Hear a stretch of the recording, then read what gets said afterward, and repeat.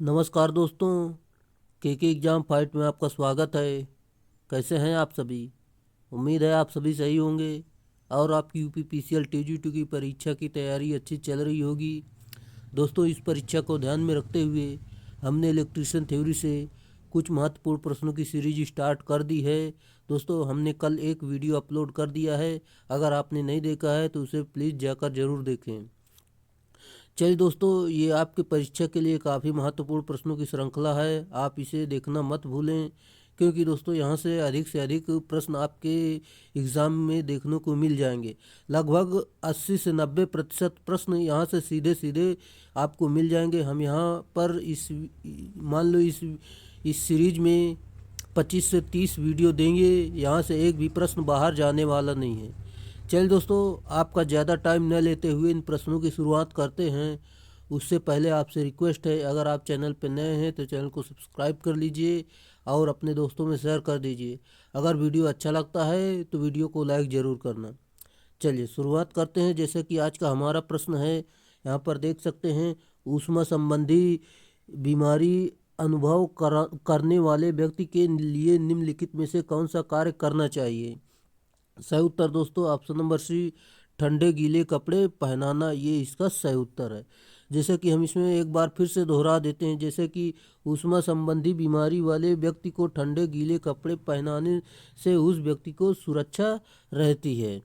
अगला प्रश्न आपका जैसा कि दिया गया है, निम्नलिखित में से कौन सी विद्युतीय दुर्घटना को रोक सकने वाली एक सुरक्षित कार्य प्रक्रिया नहीं है?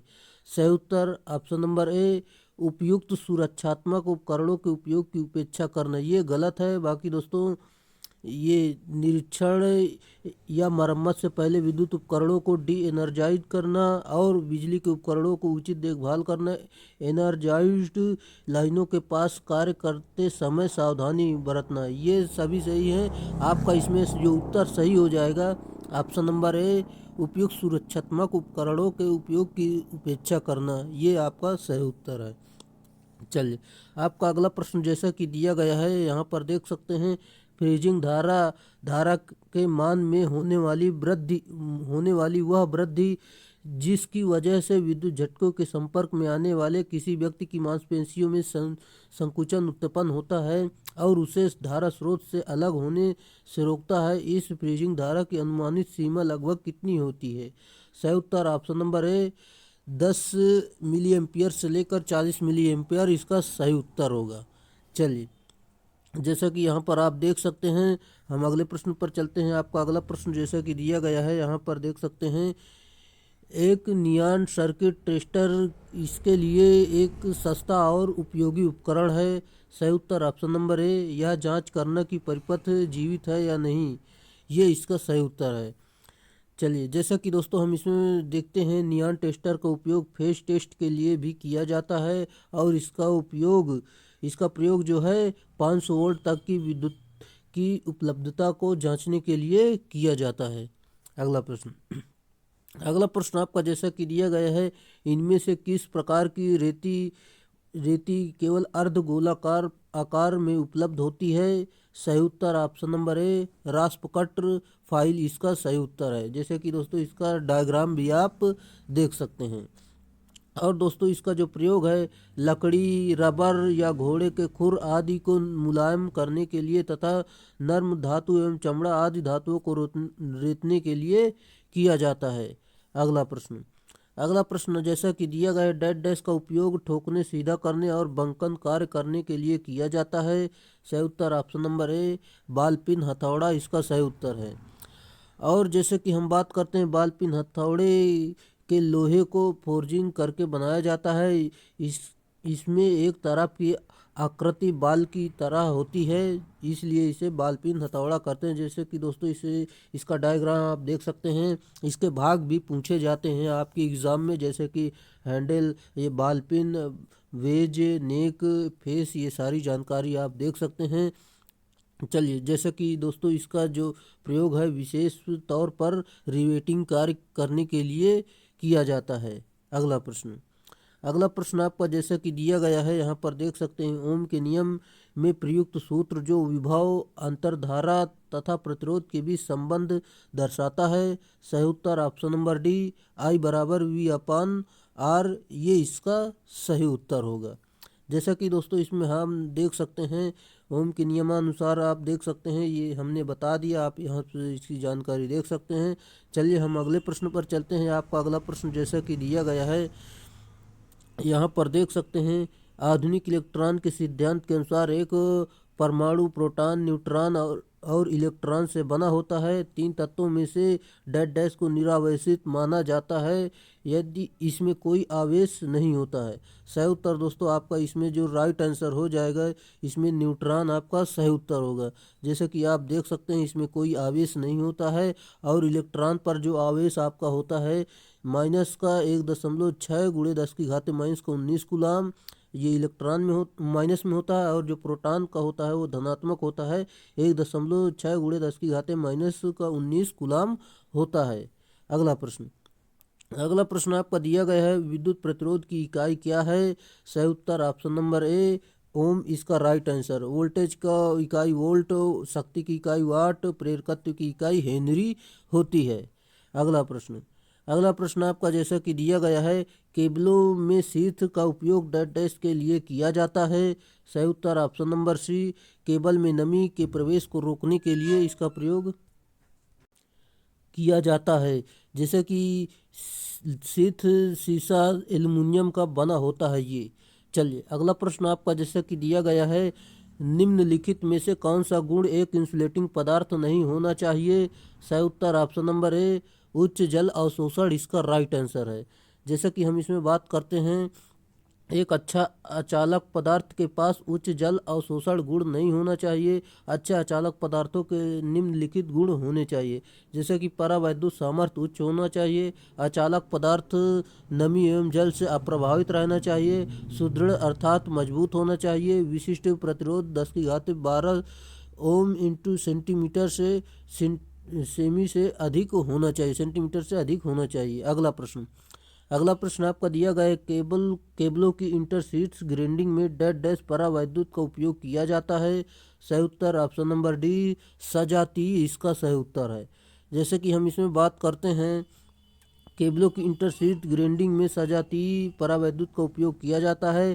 केबल ग्राइंडिंग के इस विधि में सजाती परावैद्युत को केबल के कोर तथा विभिन्न इंटरशीथ के बीच रखा जाता है, जिससे केबल पर एक समान विभव प्रवणता प्राप्त होता है। अगला प्रश्न है, जैसे कि अभ्रक नामक सामग्री निम्न में से किसका उदाहरण है? सही उत्तर ऑप्शन नंबर डी, विद्युत रोधी पदार्थ है। यानी दोस्तों ये कुचालक होती है, विद्युत का कुचालक होती है। जैसे कि दोस्तों यहाँ पर देख सकते हैं, ठोस विद्युत रोधी पदार्थ में कौन कौन से आते हैं? जैसे कि कांच आता, पोर्सलिन आता, अभ्रक आता, कागज, रबड़, एस्बेस्टॉस, लकड़ी, प्लास्टिक, ऊन इत्यादि आते हैं। द्रव में जैसे देख सकते हैं आप, bromine, transformer oil, switch gear तथा सर्किट ब्रेकर ऑयल और अशुद्ध जल इत्यादि का प्रयोग द्रव में करते हैं। और गैस में आप देख सकते हैं, nitrogen, oxygen, halogen gas, carbon dioxide, helium, neon आदि का प्रयोग इसमें करते हैं गैस वाले में। अगला प्रश्न जैसा कि दोस्तों देख सकते हैं, यदि दो प्रतिरोध R1 और R2 एक वोल्टेज स्रोत V के टर्मिनलों के बीच श्रेणी क्रम में जुड़े हुए हैं तो R2 टर्मिनलों के बीच वोल्टेज ड्रॉप ज्ञात कीजिए। इसका जो सही उत्तर हो जाएगा दोस्तों ऑप्शन नंबर ए, जो कि VR2 अपान R1 प्लस R2 इसका राइट आंसर है। जो कि दोस्तों देख सकते हैं R2 के टर्मिनलों के बीच वोल्टेज ड्रॉप यहाँ पर इसका दिया गया है, और R1 के बीच देख सकते हैं इसका वोल्टेज ड्रॉप इतना दिया गया, R1 अपान R1 प्लस R2 गुणे V इसका देख सकते हैं। चलिए अगला प्रश्न जैसा कि दिया गया है, श्रेणी क्रम में जुड़े कुछ प्रतिरोध एक स्थिर वोल्टेज स्रोत के टर्मिनलों के बीच जुड़े हुए हैं और उनमें एक प्रतिरोध लघुपतित यानी शॉर्ट सर्किट हो जाता है, तो शेष प्रतिरोधों से प्रवाहित होने वाली धारा का क्या प्रभाव पड़ेगा, क्या प्रभाव होता है? सही उत्तर ऑप्शन नंबर बी, बढ़ जाती है, ये इसका सही उत्तर है। जैसा कि आप यहाँ पर देख सकते हैं, यहाँ पर दिया गया है, यहाँ पर इसकी धारा का प्रभाव बढ़ जाता है। चलिए जैसा कि दोस्तों यहाँ पर पूरी जानकारी आप देख सकते हैं। हम अगले प्रश्न पर चलते हैं। आपका अगला प्रश्न जैसा कि दिया गया है, परिपथ वियोजक की विच्छेदन क्षमता को सामान्यतः प्रदर्शित किया जाता है। सही उत्तर ऑप्शन नंबर डी, MVA में इसका प्रयोग करते हैं। चलिए प्रदर्शित करते हैं। जैसा कि दोस्तों इसमें आप देख सकते हैं, परिपथ वियोजक एक यांत्रिक युक्ति है जो सभी सामान्य तथा असामान्य परिस्थितियों में परिपथ को बंद करने तथा खोलने में सामर्थ्य होती है। और परिपथ वियोजक में मेकिंग धारा ब्रेकिंग धारा की 2.55 गुना होती है। अगला प्रश्न आपका दिया गया है, जैसे कि कौन सी युक्ति भूदोष से सुरक्षा के लिए प्रयुक्त होती है। सही उत्तर ऑप्शन नंबर बी, ELCB इसका सही उत्तर होगा। ELCB दोस्तों यानी अर्थ लीकेज सर्किट ब्रेकर का प्रयोग शॉर्ट सर्किट या ओवरलोड से होने वाले नुकसान के उपकरणों को बचाने के लिए इसका प्रयोग किया जाता है। अगला प्रश्न है, MCCB का पूरा नाम क्या है। सही उत्तर option number B, moulded case circuit breaker इसका राइट आंसर है। और दोस्तों MCB का तो आप सभी लोग जानते ही होंगे, मिनिएचर सर्किट ब्रेकर होता है। ELCB के हमने अभी बात की, जैसे कि MCB का ये ELCB का अर्थ लीकेज सर्किट ब्रेकर होता है। अगला प्रश्न जैसे कि फ्यूज का संकेत है, फ्यूज का इसमें आपको संकेत बताना है। ऑप्शन नंबर सी इसका सही उत्तर हो जाएगा। ये ऑप्शन नंबर बी जो है ये लैंप का होता है। ऑप्शन नंबर सी आपका सही उत्तर होगा। अगला प्रश्न आपका जैसा कि दिया गया है, बैटरी की क्षमता को डैश में व्यक्त किया जाता है। सही उत्तर ऑप्शन नंबर सी, AH यानी एम्पियर आवर में इसको व्यक्त करते हैं, बैटरी की दक्षता को, बैटरी की क्षमता को। अगला प्रश्न आपका जैसे कि दिया गया है, एक पूरी तरह से चार्ज किए गए सीसा एसिड यानी लेड एसिड सेल में इलेक्ट्रोलाइट का विशिष्ट गुरुत्व लगभग डैश होता है। सही उत्तर ऑप्शन नंबर सी, 1.2 इसका सही उत्तर है। चलिए जैसा कि हम अगले प्रश्न पर चलते हैं। आपका अगला प्रश्न दिया गया है, यहाँ पर देख सकते हैं आप, सीसा यानी लेड एसिड सेल की धनात्मक प्लेट डैश से बनी होती है। सही उत्तर option number D, lead oxide इसका राइट आंसर है।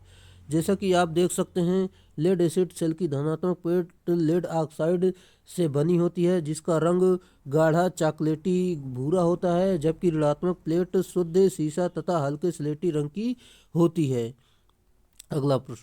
अगला प्रश्न आपका दिया गया है, जैसे कि किसी कार की संचालक बैटरी का विद्युत वाहक बल 12 वोल्ट है। यदि बैटरी पर आंतरिक प्रतिरोध 0.4 ओम हो तो बैटरी से ले जाने वाली अधिकतम धारा का मान क्या होगा। दोस्तों आपको इसको हल करना है। आप हल करेंगे तो आपका आंसर जो आएगा 30 एम्पियर इसका राइट आंसर होगा। चलिए हम आपको बता देते हैं, जैसे कि दोस्तों धारा बराबर विद्युत वाहक बल अपान आंतरिक प्रतिरोध, इसका मान रखकर हल कर लेंगे तो आपका जो उत्तर निकल कर आ जाएगा। चलिए अगले प्रश्न पर चलते हैं। आपका अगला प्रश्न जैसा कि दिया गया है, BH वक्र में B डैश का प्रतिनिधित्व करता है। सही उत्तर ऑप्शन नंबर डी, चुंबकीय अभिवाह घनत्व इसका सही उत्तर है। जैसा कि BH वक्र का संकुचन ग्राफ चुंबकीय मुलायम पदार्थ को व्यक्त करता है और BH वक्र का मोटा ग्राफ चुंबकीय हार्ड पदार्थ के लिए होता है। अगला प्रश्न जैसा कि दिया गया है, चुंबकीय अभिवाह की इकाई डैश है।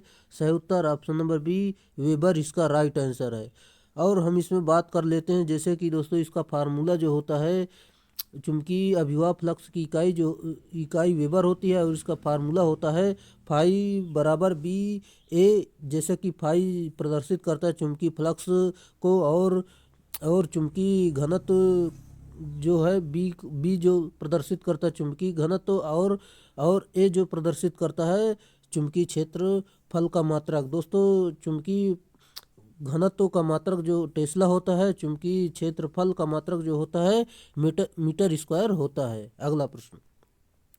अगला प्रश्न जैसा कि दिया गया है, किस नियम के अनुसार प्रेरित विद्युत वाहक बल की दिशा को उत्पन्न करने वाले कारक को विपरीत होती है। सही उत्तर ऑप्शन नंबर ए, लेंज का नियम इसका सही उत्तर है। जैसा कि हम इसमें बात करते हैं, लेंज के नियम के अनुसार विद्युत चुंबकीय प्रेरण में उत्पन्न विद्युत वाहक बल उस कारण का विरोध करता है जिससे वह उत्पन्न होता है। और जैसा कि इसका फार्मूला दिया गया है E बराबर एन डी फाई अपान डी टी इसका फार्मूला होता है, जहाँ पर एन बराबर कुंडलों में वर्तनों की संख्या, डी फाई अपान डी टी फ्लक्स परिवर्तन की दर को प्रदर्शित करता है। अगला प्रश्न आपका दिया गया है, अभिवाह घनत्व की इकाई क्या है? सही उत्तर ऑप्शन नंबर डी टेस्ला इसका सही उत्तर है। जैसे कि दोस्तों यहाँ पर इसका फार्मूला भी आप देख सकते हैं। अगला प्रश्न, जैसे कि आपका अगला प्रश्न दिया गया है, एक प्रत्यावर्ती ईएमएफ को गणितीय रूप में 200 साइन 314 टी द्वारा व्यक्त किया जाता है और आवृत्ति का मान क्या होगा? दोस्तों इसमें आपको आवृत्ति बताना है, इसका पूरा मान यहाँ पर आप निकाल सकते हैं। जैसे कि ओमेगा बराबर 314, इससे इसका तुलना करेंगे तो ओमेगा बराबर 314 आएगा, 2 पाई एफ बराबर 314, और दोस्तों इसमें पूरा मान रख देंगे तो आपका जो पाई का मान रखेंगे, इसके भाग दे देंगे, आपको जो उत्तर निकल कर आ जाएगा ऑप्शन नंबर डी 50 हर्ट्ज सही उत्तर होगा। दोस्तों कैलकुलेशन आपको करना है, यहाँ पर हम कैलकुलेशन नहीं बता सकते, क्योंकि दोस्तों कैलकुलेशन बताएंगे तो 150 से ज़्यादा प्रश्न आपके हल नहीं हो पाएंगे एक ही वीडियो में। चलिए, 3 चरण वाले संतुलित स्टार कनेक्शन के लिए निम्न में से क्या सही है? सही उत्तर ऑप्शन नंबर सी लाइन वोल्टता बराबर √3 वोल्टता फेज वोल्टता इसका सही उत्तर है। जैसे कि दोस्तों यहाँ पर पूरी जानकारी देख सकते हैं, स्टार के लिए कनेक्शन के लिए लाइन वोल्टता बराबर फेज वोल्टता √3 होती है, और लाइन वोल्टता फेज वोल्टता इसमें बराबर होती है। संतुलित डेल्टा कनेक्शन के लिए भी आप देख सकते हैं। अगला प्रश्न, एक त्रिप्रवस्था धारावाही लाइन के लिए एक संवाहक तार लाइन पर बैठी चिड़िया, सही उत्तर ऑप्शन नंबर सी सुरक्षित होगी, क्योंकि दोस्तों धारा के प्रवाह के लिए बंद परिपथ की आवश्यकता होती है। अगला प्रश्न आपका दिया गया है, शुद्ध संधारित्र यानी प्योर कैपेसिटर में विद्युत धारा कैसे प्रवाहित होती है? सही उत्तर ऑप्शन नंबर बी वोल्टेज तरंग यानी वेव फ्रॉम में 90 डिग्री आगे होती है, ये इसका सही उत्तर है। अगला प्रश्न आपका दिया गया है, जैसे कि अर्ध बिंदु में जुड़ी वस्तु को डैश डैश कहा जाता है। सही उत्तर ऑप्शन नंबर डी अर्थड वस्तु कहते हैं। चलिए, जैसा कि इसमें देख सकते हैं, किसी वस्तु का अर्थ होने का तात्पर्य अर्थ इलेक्ट्रोड पर जुड़ा होना होता है। अर्थ इलेक्ट्रोड पर शून्य विभव होने के कारण इससे संपर्क में आने वाली सभी विद्युतीय साधनों का वोल्टेज भी शून्य हो जाता है। अगला प्रश्न आपका जैसा कि दिया गया है, निम्नलिखित में से कौन सा अर्थ के प्रतिरोध को कम करने का तरीका है? सही उत्तर ऑप्शन नंबर सी प्लेट के क्षेत्र को बढ़ाना इसका सही उत्तर है।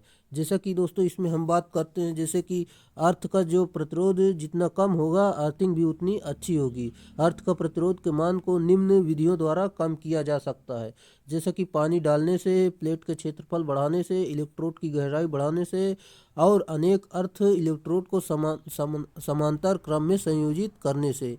दोस्तों ये आपके एग्ज़ाम में पूछे जाने वाले प्रश्न हैं, जो कि ये सारे प्रश्न आपके एग्ज़ाम में पूछे भी गए हैं। ये आपके एग्ज़ाम के लिए, किसी भी एग्ज़ाम के लिए महत्वपूर्ण साबित हो सकते हैं।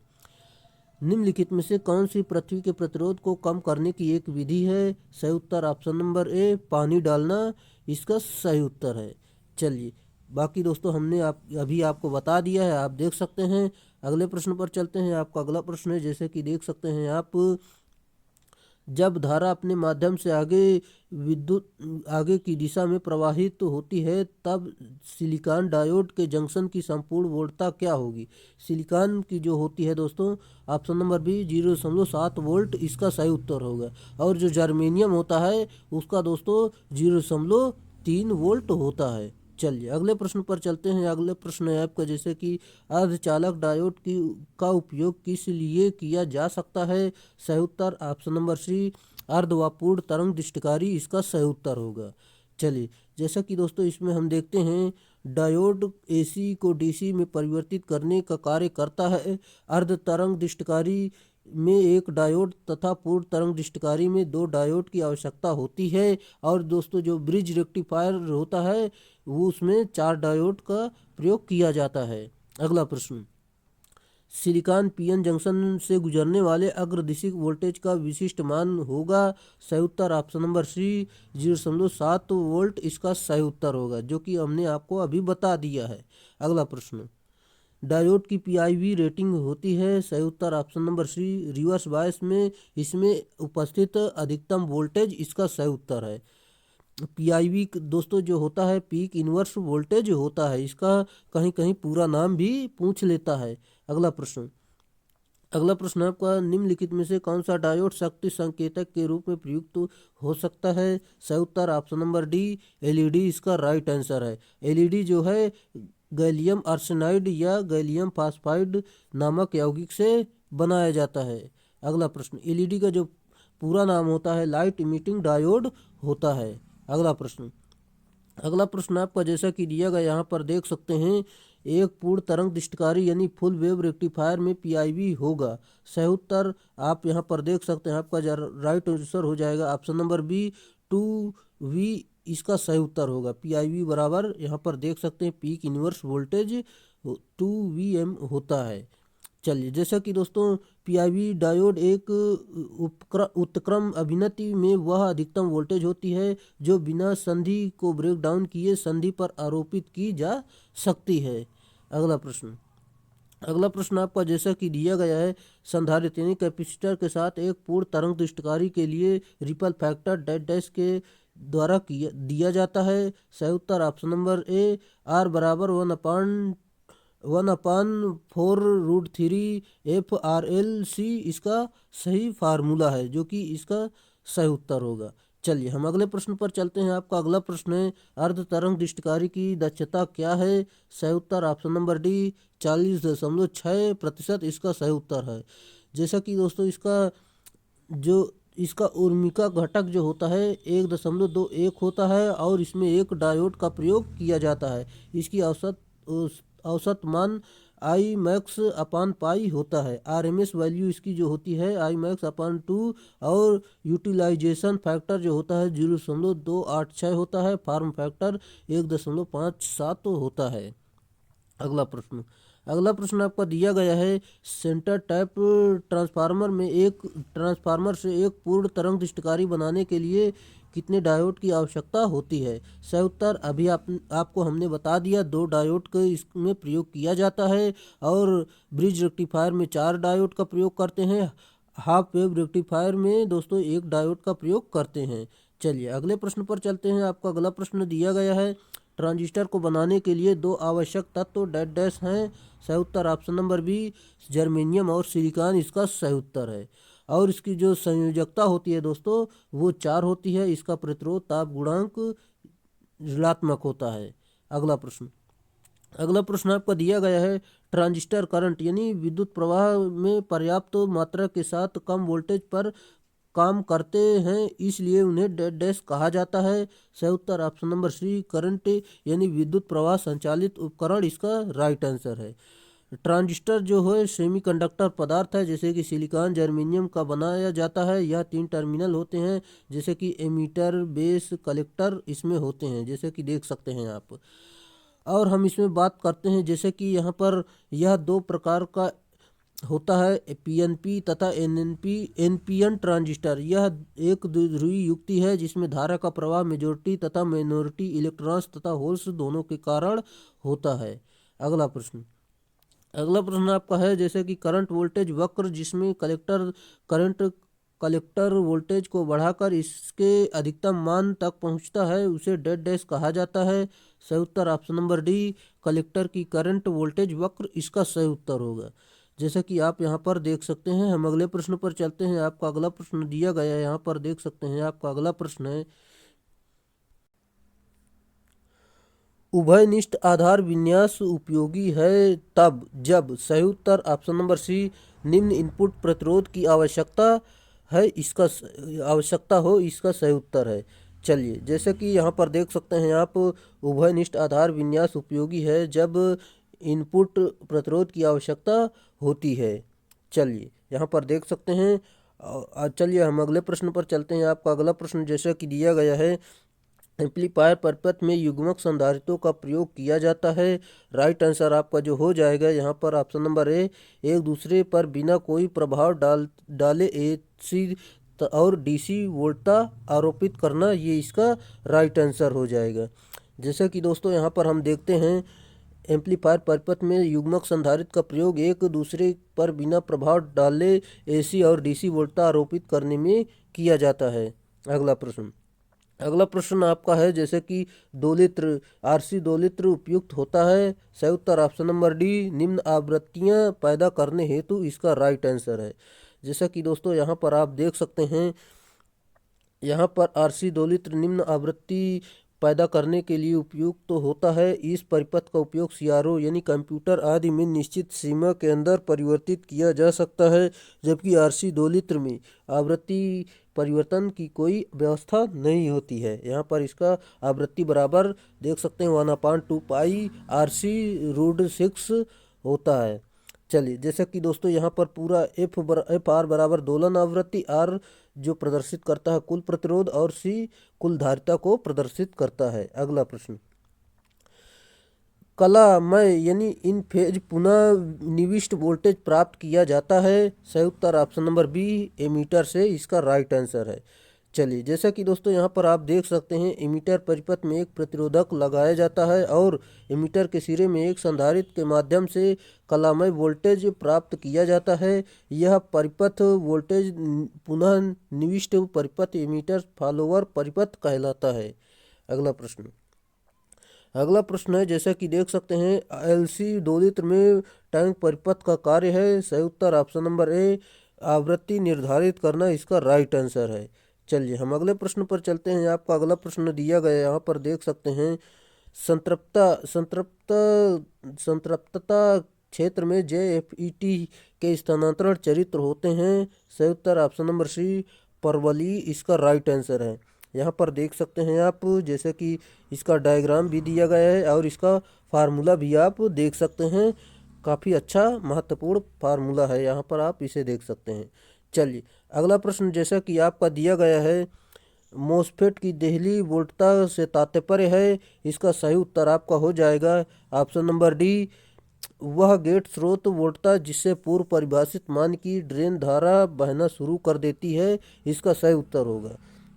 जैसे कि यहाँ पर आप देख सकते हैं, मोसफेट की देहली वोल्टता वह गेट स्रोत वोल्टता है जिससे पूर्व परिभाषित मान की ड्रेन धारा बहना शुरू कर देती है। सोर्स तथा ड्रेन के मध्य दूरी लगभग 20 माइक्रोमीटर होती है तथा एक पी चैनल यानी मोसफेट के लिए देहली वोल्टता का मान 4 वोल्ट होता है।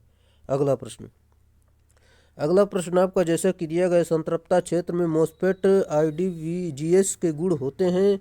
सही उत्तर ऑप्शन नंबर बी, वर्ग समीकरण, इसका राइट आंसर है। अगला प्रश्न आपका जैसा कि दिया गया है, द्विधारी संख्या प्रणाली में प्रयोग होने वाले अंक हैं। सही उत्तर ऑप्शन नंबर सी, 1 और 0, इसका सही उत्तर है। दोस्तों, बाइनरी अंक 1 और 0 होते हैं। इसमें जो 1 होता है ये उच्च मान को और जो 0 होता है वो निम्न मान को दर्शाता है। अगला प्रश्न, निम्न में से कौन सा तर्क गेट यानी लॉजिक गेट विद्युत श्रेणी परिपथ यानी इलेक्ट्रिकल सीरीज सर्किट का अंकीय तुल्य है? सही उत्तर option number A, and gate, इसका राइट आंसर है। चलिए, जैसा कि दोस्तों यहाँ पर देख सकते हैं, इसका डायग्राम देख सकते हैं एंड गेट का, और यह एक ऐसा लॉजिक परिपथ है जिसमें इनपुट टर्मिनल पर उच्च संकेत यानी 1 देने पर आउटपुट अर्थात 1 होता है और अन्यथा 0 रहता है। चलिए, अगला प्रश्न आपका जैसा कि दिया गया है, द्विअंकी घटाने से बाइनरी सब्ट्रैक्शन कौन सा नियम सही नहीं है? सही उत्तर ऑप्शन नंबर बी, ये इसका राइट आंसर है। चलिए, बाकी सभी सही है। चलिए, अगला प्रश्न आपका जैसा कि दिया गया है, 20 के तुल्य द्विअंकी नंबर कौन सा है? सही उत्तर ऑप्शन नंबर ए, 10100, इसका राइट आंसर है। यहाँ पर देख सकते हैं इसको कैसा हल किया जाता है। यहाँ पर 20 लिख के इसे 2 से काटते चले जाना है, इसमें जो आएगा वही आपका उत्तर हो जाएगा। अगला प्रश्न आपका जैसा कि दिया गया, यहाँ पर देख सकते हैं, एक प्रकार की वायरिंग अत्यधिक टिकाऊ होती है और यांत्रिक क्षति के से कम प्रभावित होती है। सही उत्तर option number D, conduit wiring इसे कहते हैं।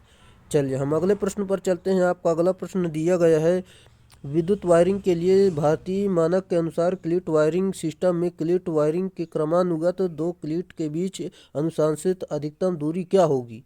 सही उत्तर ऑप्शन नंबर ए 60 सेंटीमीटर इसका राइट आंसर है।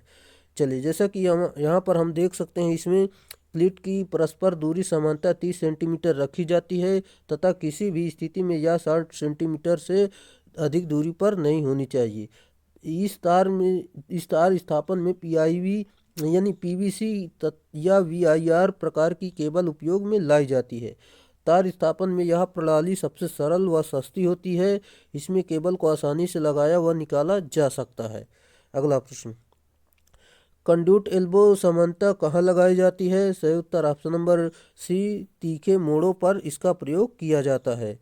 जैसा कि आप देख सकते हैं, कंड्यूट एल्बो सामान्यतः तीखे मोड़ों पर लगाई जाती है। इसको बैंड के स्थान पर प्रयोग करते हैं और लेकिन कोण अधिक गोल होती है, जिससे तारों को खींचने में आसानी होती है तथा तारों को इंसुलेशन भी खराब नहीं होता है। अगला प्रश्न है, विद्युत वायरिंग में प्रयुक्त कंडक्टर डेड डैश का होना चाहिए? सही उत्तर ऑप्शन नंबर ए, तांबे का होना चाहिए। और दोस्तों इस तांबे की क्योंकि इसकी चालकता कम होती, इसकी प्रतिरोधकता कम होती है तथा चालकता उच्च होती है, इसमें मुक्त इलेक्ट्रॉनों की संख्या अधिक होती है, इसलिए इसका प्रयोग किया जाता है। अगला प्रश्न, दोस्तों हमने सभी टॉपिक को लिया है, ये आपके एग्ज़ाम के लिए काफ़ी महत्वपूर्ण साबित होंगे। दोस्तों अगर आप चैनल पर नए हैं तो चैनल को सब्सक्राइब कर लीजिए और वीडियो अच्छा लग रहा है तो प्लीज़ वीडियो को लाइक ज़रूर कर दें। चलिए जैसा कि आपका अगला प्रश्न है, जब किसी डीसी सीरीज जनरेटर को लंबी ट्रांसमिशन लाइन के सीरीज में जोड़ा जाता है तो इसे डेड डैश कहते हैं। सही उत्तर ऑप्शन नंबर बी, इसे बूस्टर कहते हैं। जैसे कि हम इसमें देख सकते हैं, जब किसी डीसी सीरीज को लंबी ट्रांसमिशन लाइन के सीरीज में जोड़ा जाता है तो इसे बूस्टर कहते हैं। बूस्टर ट्रांसमिशन लाइन में वोल्टेज ड्रॉप को कम करने के लिए लगाया जाता है। अगला प्रश्न आपका जैसा कि दिया गया है, धारा प्रवाह के लिए ब्रश और कम्यूटेटर के बीच प्रस्तावित प्रतिरोध डेड डैश को कहा जाता है। सही उत्तर ऑप्शन नंबर बी, ब्रश संपर्क प्रतिरोध इसे कहते हैं। जैसा कि आप इसमें देख सकते हैं, कम्यूटेटर का मुख्य कार्य आर्मेचर कुंडलन में प्रेरित प्रत्यावर्ती धारा यानी एसी को डीसी में परिवर्तित करना और उसे बाह्य परिपथ में भेजना होता है, इसका कार्य। ब्रश का कार्य जो होता है, दिक् परिवर्तक में विद्युत धारा एकत्र करके उसे बाह्य कार्य परिपथ में भेजना, इसका ये अगला पॉइंट है। चलिए अगला प्रश्न है, जैसा कि देख सकते हैं, निम्न में से क्या एक डीसी मशीन का भाग नहीं है? सही उत्तर दोस्तों यहाँ पर ऑप्शन नंबर सी, ये एक डीसी मशीन का भाग नहीं है, जबकि दोस्तों आर्मेचर, कम्यूटेटर, ब्रश ये डीसी मशीन के भाग होते हैं और आपका option number C right answer हो जाएगा। जैसा कि हम और इसमें कुछ महत्वपूर्ण भाग देख लेते हैं, जैसे कि डीसी मशीन में स्टेटर, रोटर, मुख्य ध्रुव यानी मेन पोल और interpole, side cover, base plate, terminal box, shaft, commutator, limited core, bearing, brush holder, brush rocker, armature winding, fan blade आदि होते हैं। चलिए अगला प्रश्न, जैसे कि आपका अगला प्रश्न दिया गया है, किसी डीसी मोटर की दिशा डेड डैश द्वारा बदली जा सकती है? सही उत्तर ऑप्शन नंबर डी, प्रत्यावर्ती फील्ड या आर्मेचर में किसी एक से जुड़े संयोजन, इसका सही उत्तर है संयोजन। जैसा कि डीसी मोटर की दिशा प्रत्यावर्ती फील्ड या आर्मेचर में किसी एक से जुड़े संयोजन द्वारा बदली जा सकती है। अगला प्रश्न, बिना लोड के डीसी सीरीज वाले मोटर को नहीं चलाना चाहिए क्योंकि? सही उत्तर ऑप्शन नंबर ए, इसकी गति खतरनाक सीमा तक बढ़ जाएगी। यानी दोस्तों इसको खुला चलाएंगे तो इसमें काफ़ी भयानक गति पकड़ लेगी और आपकी पूरा मोटर खराब हो जाएगा और रोटर बाहर आ जाएगा। अगला प्रश्न, डीसी मोटर स्टार्टरों का उपयोग डेड डैश के लिए किया जाता है। सही उत्तर ऑप्शन नंबर ए, प्रारंभिक विद्युत धारा को नियंत्रित करने के लिए इसका प्रयोग करते हैं। जैसा कि हम इसमें देख सकते हैं, डीसी मोटर के आर्मेचर को विद्युत स्रोत से जोड़ने पर उसमें विद्युत धारा प्रवाहित हो सकती है क्योंकि एक तो आर्मेचर का प्रतिरोध बहुत कम होता है और दूसरे दूसरे मोटर की गति रहित अवस्था में बैक ईएमएफ का मान शून्य रहता है, अतः आर्मेचर धारा को सुरक्षित मान तक सीमित करने के लिए डीसी मोटर में स्टार्टर की आवश्यकता पड़ती है। अगला प्रश्न डीसी मोटर स्टार्टर कितने प्रकार के होते हैं? राइट आंसर है ऑप्शन नंबर सी, 3 प्रकार के होते हैं। जैसे कि दोस्तों 2 point starter, 3 point starter, 4 point starter, ये तीनों स्टार्टर होते हैं। चलिए, 2 पॉइंट स्टार्टर का उपयोग दोस्तों डीसी सीरीज मोटर के लिए किया जाता है। 3 पॉइंट स्टार्टर का प्रयोग शंट और कंपाउंड के लिए करते हैं और 4 पॉइंट स्टार्टर का उपयोग भी शंट और कंपाउंड के लिए किया जाता है। चलिए, अगला प्रश्न आपका जैसा कि दिया गया यहाँ पर देख सकते हैं, एक ट्रांसफार्मर में ऊर्जा प्राइमरी से सेकेंडरी वाइंडिंग में किस माध्यम से अंतरित होती है? सही उत्तर ऑप्शन नंबर सी, चुंबकीय फ्लक्स, इसका राइट आंसर है।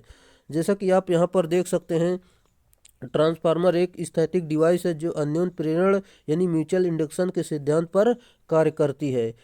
ट्रांसफार्मर की आवृत्ति तथा पावर दोनों साइड स्थिर होते हैं।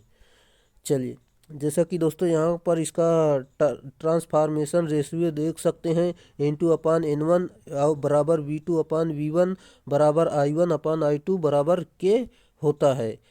चलिए दोस्तों, यहाँ से इसके सवाल काफ़ी बनते हैं, आप इसे नोट कर लीजिए और याद कर लीजिए।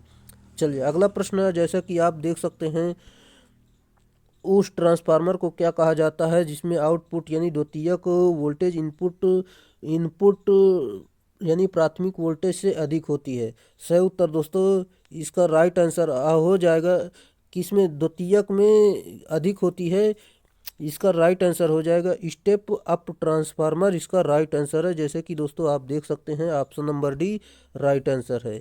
चलिए, अगले प्रश्न पर चलते हैं। जैसे कि दोस्तों इसका फार्मूला अभी हमने बता दिया, जो कि चलिए जैसे कि इसमें बात कर लेते हैं, ऐसा ट्रांसफार्मर जिसे द्वितीयक वोल्टेज और इनपुट यानी प्राथमिक वोल्टेज से अधिक हो, इसे स्टेप अप ट्रांसफार्मर कहा जाता है। अगला प्रश्न आपका जैसा कि दिया गया, 300 वोल्ट पैमाने की रेंज में वोल्ट मीटर का पाठ्यांक यानी रीडिंग 40 वोल्ट है, लेकिन मीटर चयनकर्ता स्विच 30 वोल्ट पर है, तो वोल्टेज पाठ्यांक रीडिंग की गणना करें।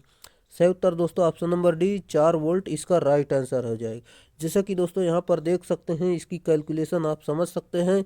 हम अगले प्रश्न पर चलते हैं। आपका अगला प्रश्न जैसा कि दिया गया है, एक स्वचालित स्थिति में तापमान संयोजन का स्वतः नियंत्रण डैश द्वारा किया जाता है। सही उत्तर ऑप्शन नंबर सी थर्मोस्टेट, इसका राइट आंसर है।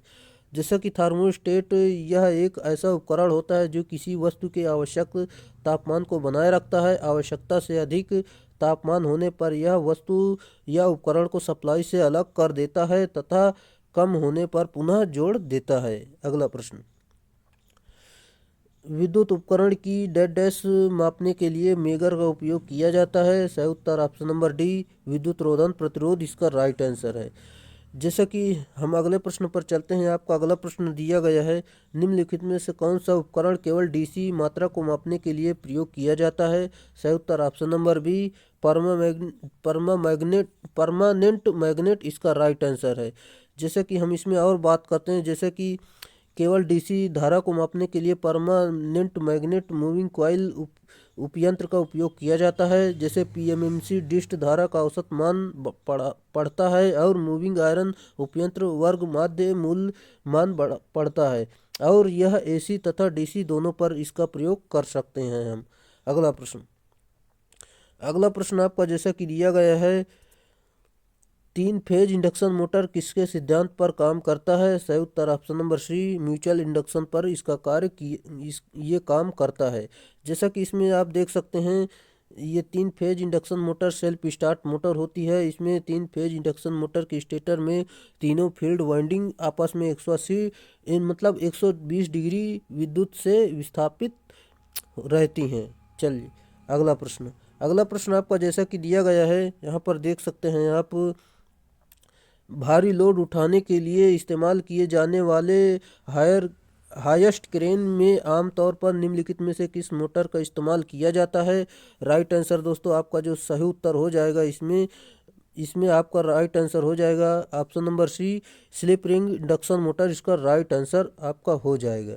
जैसा कि आप यहाँ पर देख सकते हैं, भारी लोड उठाने के लिए इस्तेमाल किए जाने वाले हाइस्ट क्रेन में आमतौर पर उच्च प्रारंभिक बलाघूर्ण अधिक अधिक होने के कारण स्लिप रिंग प्रेरण मोटर का उपयोग किया जाता है। और यानी दोस्तों SRIM यानी स्लिप रिंग इंडक्शन मोटर, यह 3 फेज इंडक्शन मोटर का प्रारूप होता है। यदि डीसी मोटर में उच्च बलाघूर्ण की आवश्यकता होती है तो उस स्थान पर डीसी सीरीज मोटर का उपयोग किया जाता है।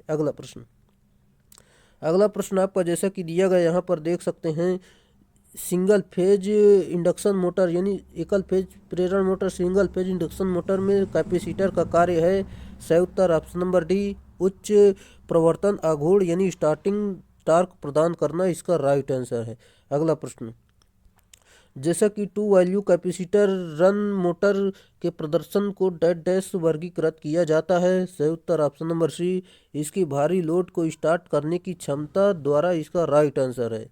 यहाँ पर आप देख सकते हैं जैसे कि 2 संधारित्र यानी 2 कैपेसिटर में एक कैपेसिटर में प्रयुक्त स्टार्टिंग में प्रयुक्त होने वाला इलेक्ट्रोलाइटिक टाइप का होता है। रनिंग में प्रयुक्त होने वाला कैपेसिटर यानी संधारित्र पेपर का या आयल टाइप का होता है।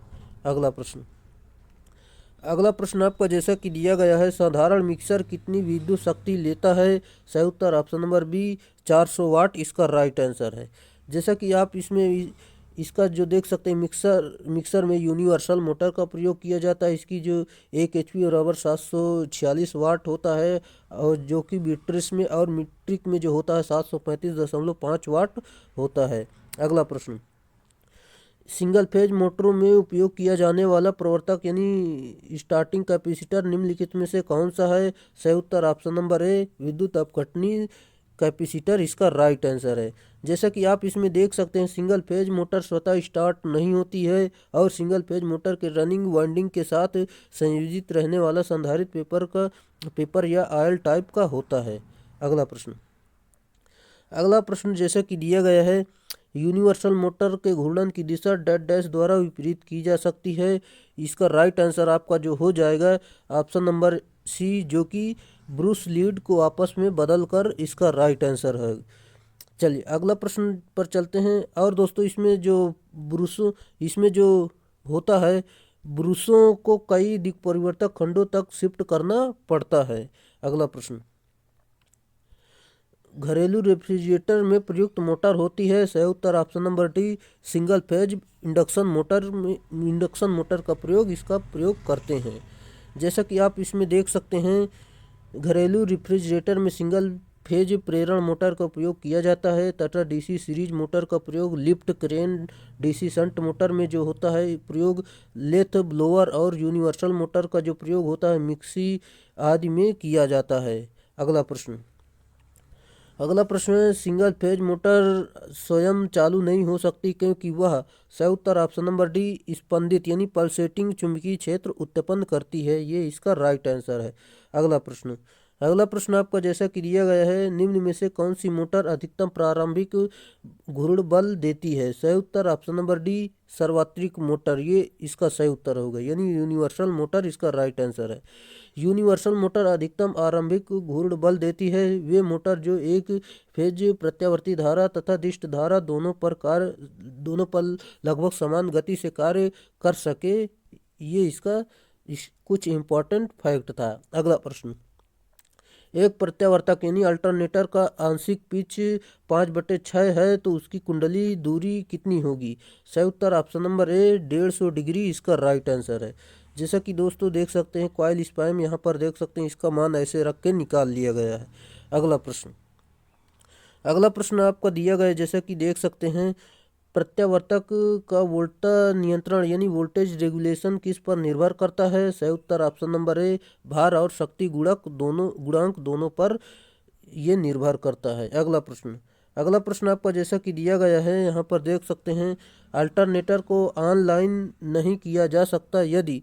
इसका राइट आंसर हो जाएगा, आप देख सकते हैं ऑप्शन नंबर डी, अल्टरनेटर और नेटवर्क के फेज संबंध संपाती नहीं है। ये इसका सही उत्तर होगा। चलिए, जैसा कि दोस्तों यहाँ पर देख सकते हैं अल्टरनेटर को ऑनलाइन नहीं किया जा सकता यदि अल्टरनेटर और नेटवर्क के फेज संबंध संपाती नहीं है।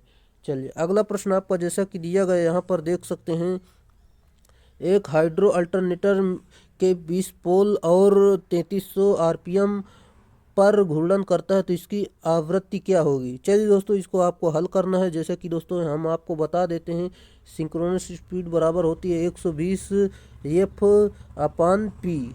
यहाँ पर इसका मान रखेंगे तो आप जैसे कि 3000 स्पीड इसकी दी है, 3300 स्पीड इसकी दी है, 3300 बराबर 120 एफ हमें निकालना है, यानी एफ हमें निकालना है। और क्या दिया गया है, 20 पोल दिए गए हैं, पी का मान 20 दिया गया है। यहाँ पर इसका 0 से 0 काटेंगे, 2 से 12 को काटेंगे 6 आएगा, यहाँ पर इसको काट देंगे 6 पंचे 30, 5 आएगा, 3 बचेगा, फिर 6 पंचे 30 55, अब फिर 0। आपका option number C right answer हो जाएगा, जो कि 550 हर्ट्ज इसका राइट आंसर है। अगला प्रश्न जैसा कि समकालिक गति और मोटर की रोटर गति अंतर को कहते हैं। सही उत्तर ऑप्शन नंबर बी स्लिप इसे कहते हैं। जैसा कि दोस्तों स्लिप का फार्मूला भी आप देख सकते हैं। चलिए, हम अगले प्रश्न पर चलते हैं। आपका अगला प्रश्न दिया गया यहाँ पर देख सकते हैं, तुल्यकालिक मोटर की बनावट निम्नलिखित के समान होती है। सही उत्तर ऑप्शन नंबर डी अल्टरनेटर इसका राइट आंसर है। चलिए, अगला प्रश्न आपका जैसा कि आपका अगला प्रश्न दिया गया यहाँ पर देख सकते हैं, तुल्यकालिक मोटर निम्नलिखित पर चलती है। सही उत्तर ऑप्शन नंबर बी एसी और डीसी दोनों सप्लाई पर ये चल सकती है। और दोस्तों तुल्यकालिक मोटर जो होती है, भार में परिवर्तन से इसकी गति परिवर्तित नहीं होती है, इसका प्रवर्तन बलाघूर्ण शून्य होता है। अगला प्रश्न आपका जैसा कि दिया, तुल्यकालिक मोटर जब स्टार्ट की जाती है तब फील्ड वाइंडिंग प्रारंभ में लघुपथित यानी शॉर्ट सर्किट होती है। अगला प्रश्न आपका जैसा कि दिया गया है यहाँ पर देख सकते हैं, निम्नलिखित में से कौन से लैंप के प्रचालन के लिए डीसी सप्लाई आवश्यक है। सही उत्तर ऑप्शन नंबर डी प्रदीप्ति लैंप इसका राइट आंसर है। चलिए, जैसा कि दोस्तों आर्क लैंप को एसी तथा डीसी दोनों सप्लाई पर प्रचालित किया जा सकता है। इसकी मरकरी तथा सोडियम लैंप के लिए एसी का प्रयोग किया जाता है, जबकि प्रदीप्ति लैंप के लिए डीसी का प्रयोग करते हैं। अगला प्रश्न आपका दिया गया है, किसी रेक्टिफायर उपकरण को बैटरी चार्जिंग के लिए प्रयोग करना है तो उसके लिए रेक्टिफायर का चयन निम्नलिखित के आधार पर करना चाहिए। सही उत्तर ऑप्शन नंबर सी शक्ति रेटिंग इसका राइट आंसर है। चलिए, अगले प्रश्न पर चलते हैं। आपका अगला प्रश्न है, निम्न में से कौन सा मेटल रेक्टिफायर कहलाता है। सही उत्तर option number A silicon diode rectifier इसका राइट आंसर है।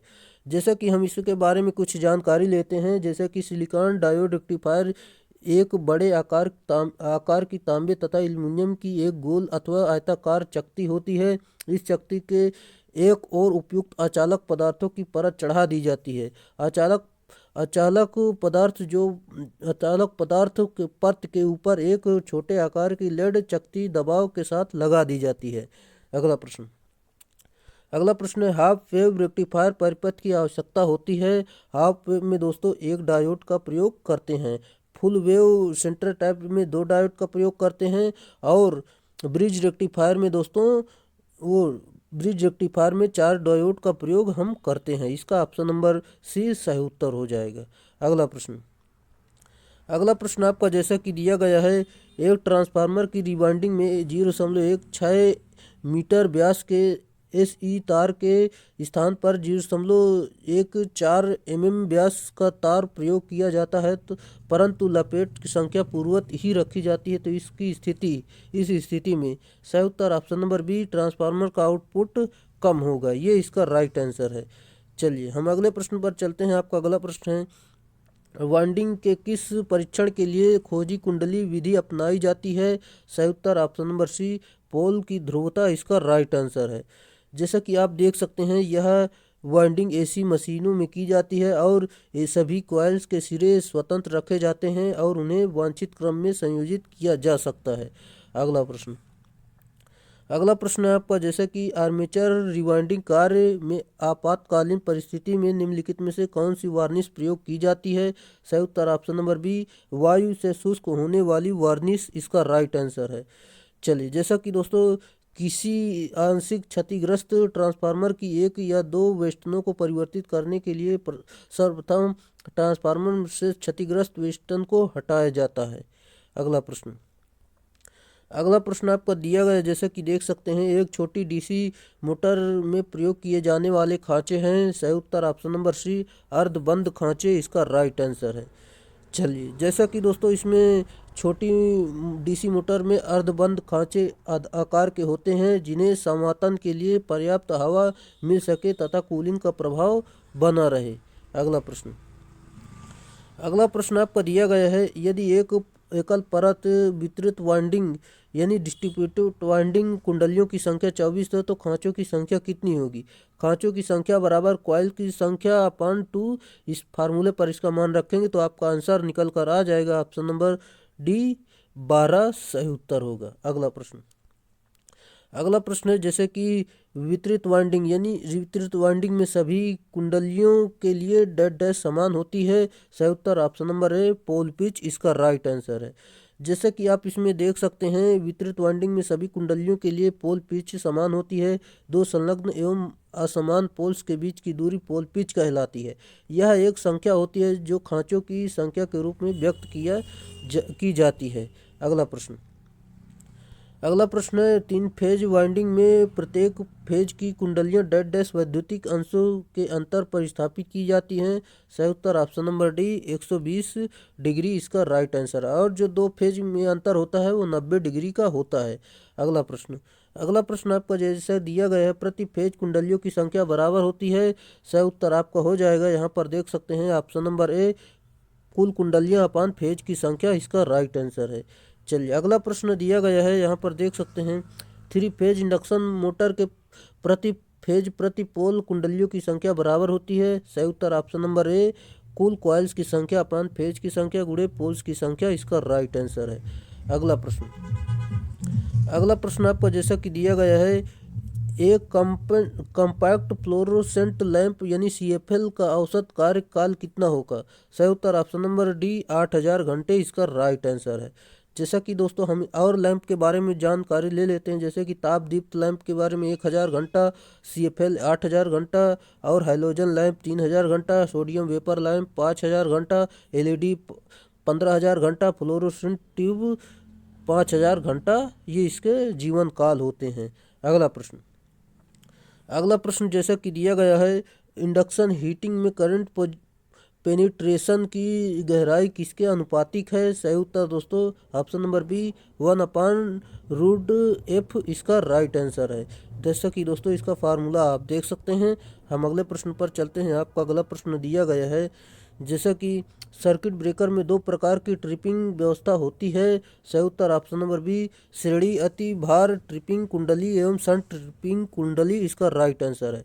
चलिए, जैसा कि दोस्तों यहाँ पर देख सकते हैं आप, जैसे कि सर्किट ब्रेकर में 2 प्रकार की ट्रिपिंग व्यवस्था उपलब्ध होती है। श्रेणी यानी सीरीज अतिभार ट्रिपिंग कुंडली एवं शंट ट्रिपिंग कुंडली सर्किट ब्रेकर के इस प्रकार व्यवस्था भी की जाती है कि वह परिपथ के अधिक ओवरलोड होने अथवा उसमें शॉर्ट सर्किट दोष पैदा होने पर स्वतः ही ऑफ हो जाए। चलिए, अगला प्रश्न आपका दिया गया है, जैसे कि सर्किट ब्रेकर में शॉर्ट सर्किट अवस्था में ट्रिपिंग के लिए प्रयोग की गई युक्ति डेड डैश प्रकार की होती है। सही उत्तर ऑप्शन नंबर बी, चुंबकीय इसका राइट आंसर है। अगला प्रश्न जैसे कि जिस सर्किट ब्रेकर में कोई अनुरक्षण योग्य पुर्जा नहीं होता है वह? सही उत्तर option number C, miniature circuit breaker इसका राइट आंसर है। चलिए, जैसा कि दोस्तों यहाँ पर देख सकते हैं, यह एक स्विच की आकृति वाला लघु रूप सर्किट ब्रेकर होता है, जो कि दोस्तों इसकी विशेषता यह है कि इसमें ओवरलोड व्यवस्था में स्वतः ही ऑफ हो जाने की व्यवस्था होती है। ओवरलोड स्थिति में स्वतः ऑफ हो जाने की व्यवस्था प्रायः द्विधात्विक युक्ति के द्वारा संपन्न होती है। अगला प्रश्न आपका जैसा कि दिया गया, यहाँ पर देख सकते हैं आप, जैसे कि एक घरेलू घरेलू विद्युत सर्किट में सप्लायर फ्यूज जो कि सील होता है दिया जाता है। सही उत्तर ऑप्शन नंबर ए ऊर्जा मीटर के बाद इसका राइट आंसर है। चलिए, जैसा कि दोस्तों यहाँ पर देख सकते हैं, ऐसा करने से परिपथ में दोष होने पर ऊर्जा मीटर पर कोई प्रभाव नहीं पड़ता, अतः ऊर्जा मीटर सुरक्षित रहेगा। अगला प्रश्न, विद्युत नियमन के अनुसार कोई भी सर्विस लाइन किस स्थान पर ट्रिप नहीं होना चाहिए। सही उत्तर ऑप्शन नंबर बी मध्य में इसका राइट आंसर है। चलिए, अगला प्रश्न है, जैसा कि देख सकते हैं आप, किसी उपभोक्ता के घर पर लगे निम्नलिखित में से किस विद्युत उपकरण द्वारा सबसे अधिक भार यानी अधिक लोड उत्पन्न होगा। सही उत्तर option number C heart plate इसका राइट आंसर है। अगला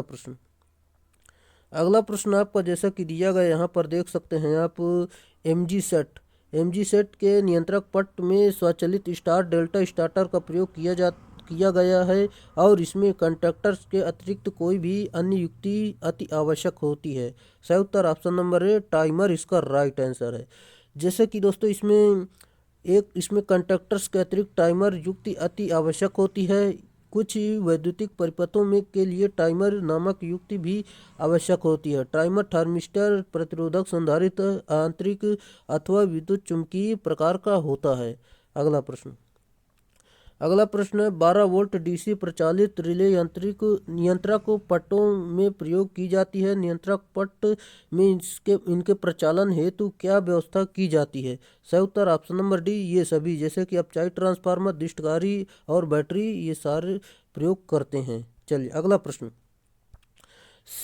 शेपर स्लाटर आदि मशीनों के कटिंग टूल का एक दिशा में प्रचालन समाप्त हो जाने पर मोटर को ऑफ करने तथा विपरीत दिशा में प्रचालित करने के लिए क्या युक्ति अपनाई जाती है। सही उत्तर option number C limit switch तथा कंडक्टर का प्रयोग करते हैं। चलिए, जो कंडक्टर होता है, कंडक्टर एक चुंबकीय कॉइल होती है, इसमें एक लव आर्मेचर होता है और उस ऊपर उसका विपरीत भाग योक होता है। अगला प्रश्न आपका जैसा कि दिया गया है, कई केबल्स को सटा कर स्थापित करने के लिए रेसवे प्रयोग की जाती है। रेसवे का अनुप्रस्थ काट होता है। सही उत्तर दोस्तों, ये इसको आपको कमेंट करके बताना है कि इसका राइट आंसर क्या होगा। चलिए दोस्तों, ये आपका होमवर्क है, HW है यानी होमवर्क है, आपको कमेंट करना है कि इसका राइट आंसर क्या है। चलिए, हम अगले प्रश्न पर चलते हैं। आपका अगला प्रश्न है, गीजर की बाहरी आवरण व भीतरी आवरण के बीच में कौन सी सामग्री उपयोग की जाती है। सही उत्तर option number A glass wool इसका राइट आंसर है। जैसा कि यहाँ पर आप देख सकते हैं, अगले प्रश्न पर चलते हैं हम, किसी विद्युत उपकरण में तापन अवयव में कौन सा गुण होना चाहिए। सही उत्तर ऑप्शन नंबर डी उच्च प्रतिरोधकता होना चाहिए। चलिए, जैसा कि दोस्तों उच्च प्रतिरोधकता के बारे में जान सकते हैं, निम्न गलनांक के बारे में जान सकते हैं। हम अगले प्रश्न पर चलते हैं। आपका अगला प्रश्न दिया गया है, जैसे कि विद्युत लेपन यानी इलेक्ट्रोप्लेटिंग प्रोसेस में किसी इलेक्ट्रोड पर जमा होने वाला द्रव्यमान किसके समानुपाती होता है। सही उत्तर ऑप्शन नंबर सी विद्युत रासायनिक तुल्यांक और विद्युत की मात्रा इसका राइट आंसर है। अगला प्रश्न है, बायोगैस का उत्पादन डैश किया जाता है। सही उत्तर ऑप्शन नंबर बी पशुओं के गीले गोबर का प्रयोग करते हैं। कार्बनिक पदार्थों द्वारा उत्पन्न की जाने वाली ऊर्जा बायोगैस ऊर्जा कहलाती है। कार्बनिक पदार्थों को बायोमास कहा जाता है, जो कि वृक्षों एवं पशुओं से प्राप्त होता है। अगला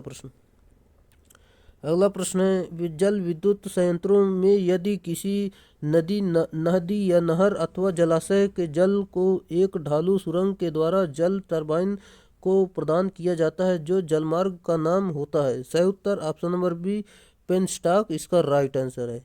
अगला प्रश्न है, भाप शक्ति स्टेशन में बॉयलर की अतितापक क्या प्रवेश करता है। सही उत्तर ऑप्शन नंबर ए नम वाष्प इसका राइट आंसर है।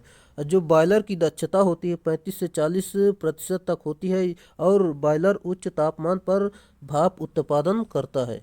अगला प्रश्न, जैसा कि उत्क्रमणीय टरबाइन पंप इकाई जल में प्रयुक्त होती है। सही उत्तर ऑप्शन नंबर सी प्रोत्कर्ष टैंक के साथ उच्च शीर्ष जलाशय संयंत्र इसका राइट आंसर है और यह विपरीत दिशा में कार्य करता है। अगला प्रश्न है, जैसा कि तापी पावर स्टेशन में इकोनोमाइजर का काम डेड डैश को गर्म करना है। सही उत्तर ऑप्शन नंबर सी एग्जॉस्ट गैसों में भीतर आने वाले पानी, इसका राइट आंसर है। अगला प्रश्न आपका जैसा कि दिया गया यहाँ पर देख सकते हैं। आपका अगला प्रश्न है, डीसी तो 2 वायर और 3 वायर ट्रांसमिशन सिस्टम में ट्रांसमिट की गई पावर की मात्रा तथा ट्रांसमिशन की दूरी समान है, तो कॉपर के 3 तार ट्रांसमिशन की जरूरत डेड डैश है। इसका राइट आंसर आपका हो जाएगा ऑप्शन नंबर बी 2 तार सिस्टम की 31%, इसका राइट आंसर हो जाएगा। जैसे कि दोस्तों यहाँ पर पॉइंट में दिया गया है, जैसे कि 2 वायर के साथ मिड पॉइंट उपस्थित होने चाहिए जो कि 25% और 3 वायर होने पर 31.25 लगभग होना चाहिए जो कि 31।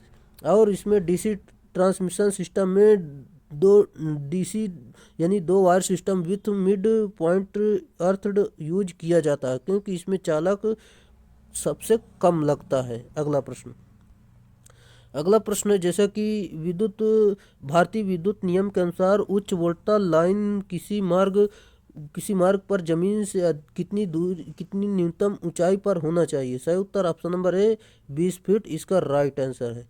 चलिए अगला प्रश्न आपका जैसा कि दिया गया यहाँ पर देख सकते हैं आप, बेल्टेड केबल और एसएल केबल के बीच मुख्य अंतर यह है कि एसएल केबल में सही उत्तर ऑप्शन नंबर ए प्रत्येक कोड धात्विक कवच होता है, ये इसका सही उत्तर है। चलिए हम अगले प्रश्न पर चलते हैं। आपका अगला प्रश्न है, जैसे कि 11 की केवीएचटी यानी हाई टेंशन केबल की भूमि में डेड डैश गहराई पर स्थापित की जाती है। सही उत्तर ऑप्शन नंबर बी 0.9 मीटर, इसका राइट आंसर है।